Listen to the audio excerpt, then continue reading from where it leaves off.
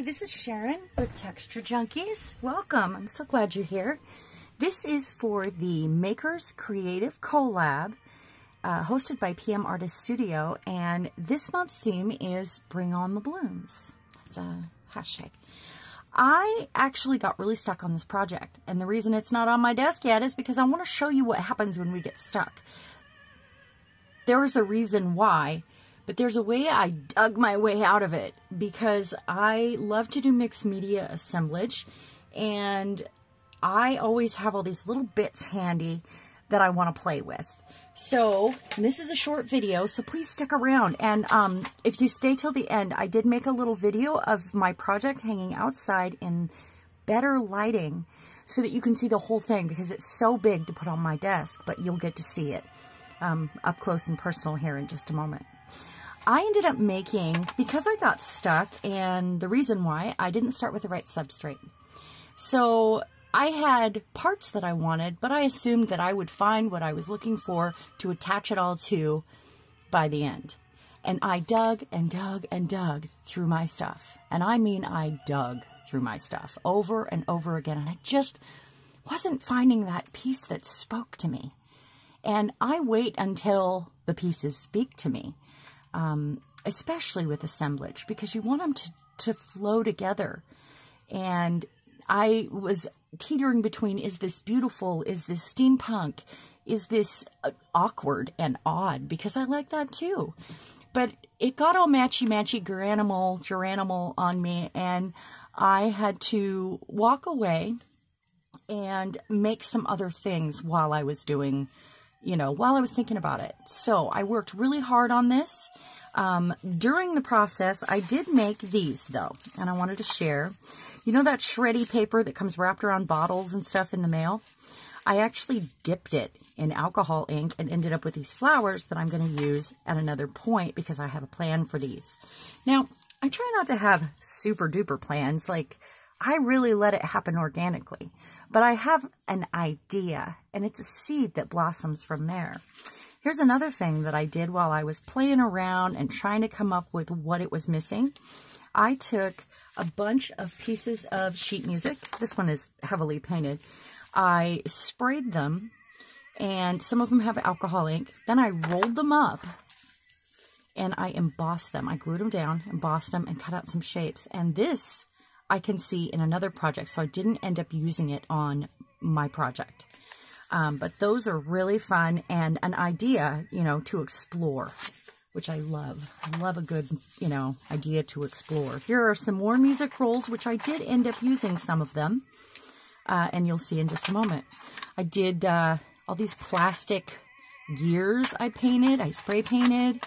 I mean, I went to town making little bits for future projects. They gave me lots of other ideas.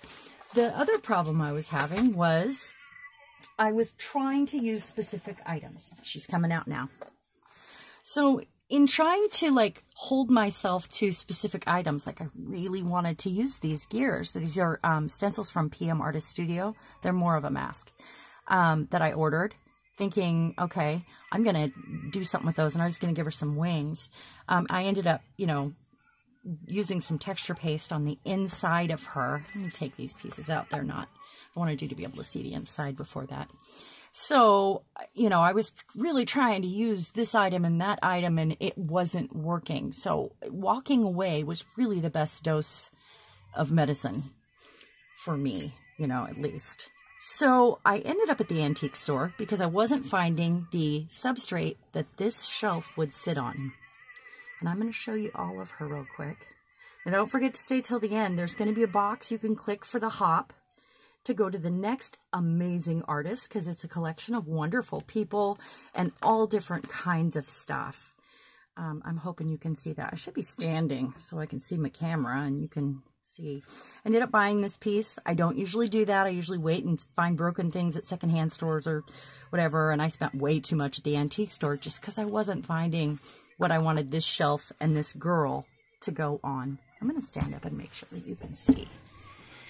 So what I ended up, sorry, I'm right in the camera. What I ended up doing, I did the box first. I chose my girl, And then I started, so you do the big pieces first, and then you start adding all your little pieces. So all the little details came later. And I just wasn't finding what came down here. I do usually make these.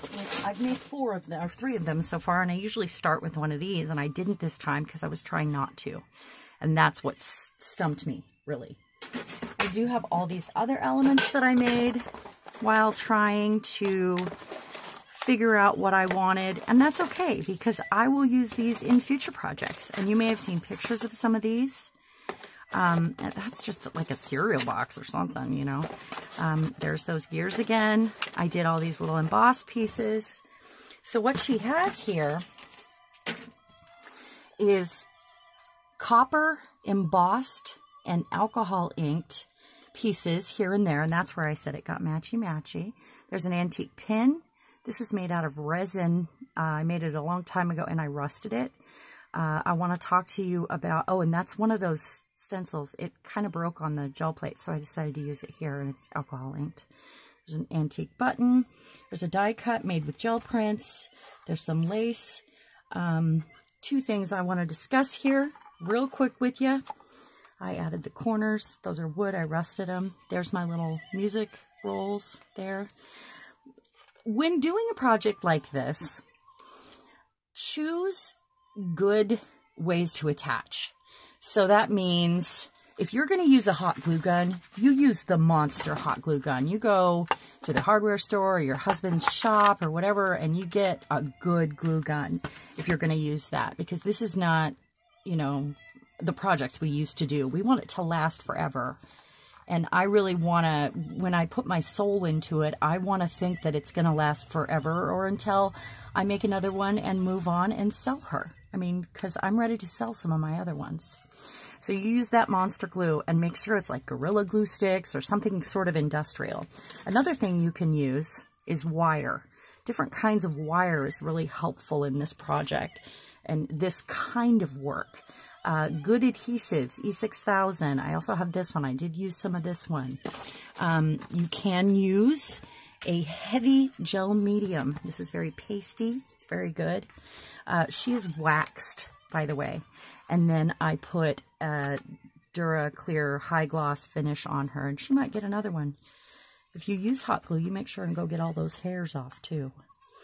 Another thing you can do is to antique everything when you're feeling like you're done. One of the things I like to do, this was an almost empty gesso, so this is a good tip, and I added a little bit of cream paint to it, and then what I do is put this in a dish with some walnut crystals, or you can use a Lindy's magical powder, or you can use a walnut spray, but darken it up a little and thin it out.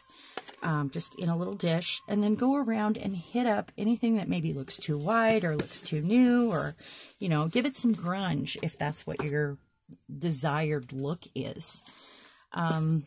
So I definitely recommend that. That is, you know, you can also just use Lindy's powder, but I want it to last forever. That's the whole point. While you're thinking about it, if you're learning anything new, please hit the thumbs up button and subscribe. That would be wonderful. I'm going to have a drawing at 400, and I have some super cool things set aside for prizes. The other thing about liking it forever, if you treat it like it's going to be yours, even if it's for somebody else, if you put your soul into it, you'll like your project more. I guarantee you will, because you've spent time in the zone and created something from your heart, if you're that kind of creator. Something happened here where the wax went through, and there was a picture on the other side because she's from an old book, and there's a blue square, which I love. I almost painted around it. I love the way it came out. I see her as the patron saint of the theater. She's the ghost that haunts the opera house because she is an opera singer. Everything here is symbolic. The bird, you know, there are, in here we have opera goggles. There's a theater right there that came out of that same book. There's her music, maybe some of her jewelry. It was just a lot of fun, but I had grueling moments, I have to tell you.